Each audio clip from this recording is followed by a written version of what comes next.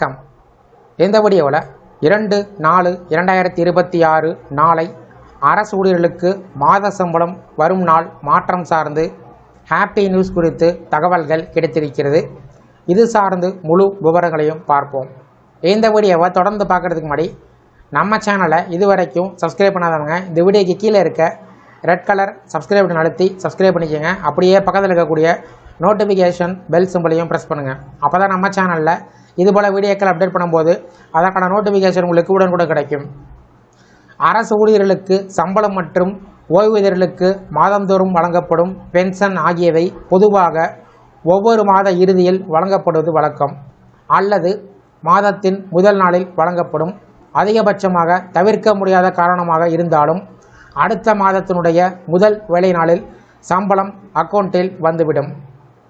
தமிழ்நாட்டில் அரசு ஊழியர்களுக்கு இதுவே நடைமுறையாக இருந்து வருகிறது.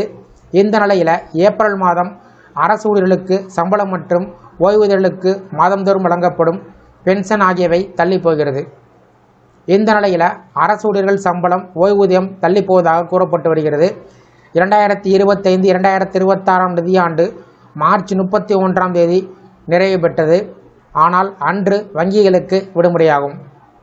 அதேபோல் ஏப்ரல் 1 பொறுத்தவரையில் வங்கி கணக்கு தொடக்கம் என்பதால் அன்று எந்த பணிகளும் வங்கியில் நடைபெறாது. எனவே அரசு ஊழியர்களுக்கு சம்பளம் ஏப்ரல் 2 வழங்கப்படும் என்று கூறப்படுகிறது. தமிழ்நாட்டில் அரசு ஊழியர்களுக்கு இதுவே நடைமுறையாக இருந்து வருகிறது. ஆண்டு இறுதியில் கணக்கு பார்க்க வேண்டியிருப்பதால் அவர்களால் மார்ச் மாத கடைசியில் வழக்கமான பணிகளை மேற்கொள்வது சவாலாக இருக்கும். மார்ச் மாத கடைசியில் சம்பளத்தை அரசு கருவூலத்துறை அனுப்பினாலும் அரசு ஊழியர்கள் மற்றும் ஓய்வூதியர்களுக்கு வழங்குவதில் நடைமுறை சிக்கல் ஏற்படும் என்று கூறப்படுகிறது. ஏனென்றால் ஏப்ரல் 1 வங்கிகளில் எந்த பணியும் மேற்கொள்ள மாட்டார்கள்.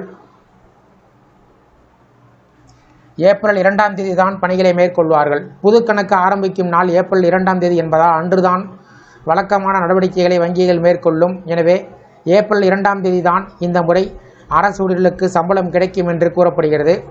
சென்ற ஆண்டு அதாவது 2025 மார்ச் மாதத்திற்கான தமிழக அரசு ஊழியர்கள், ஆசிரியர்கள் மற்றும் ஓய்வூதியர்களுடைய சம்பளம் மற்றும் ஓய்வூதியம் வங்கிகளின் வருடாந்திர கணக்கு முடிவு காரணமாக ஏப்ரல் 2, 2025 அன்று வழங்கப்படும் என்று தமிழக அரசு அறிவித்திருந்தது குறிப்பிடத்தக்கது. அதேபோல் இந்த ஆண்டு ஏப்ரல் 2 அரசு ஊழியர்களுடைய சம்பளம் கிடைக்கும் என்று கூறப்பட்டு வருகிறது.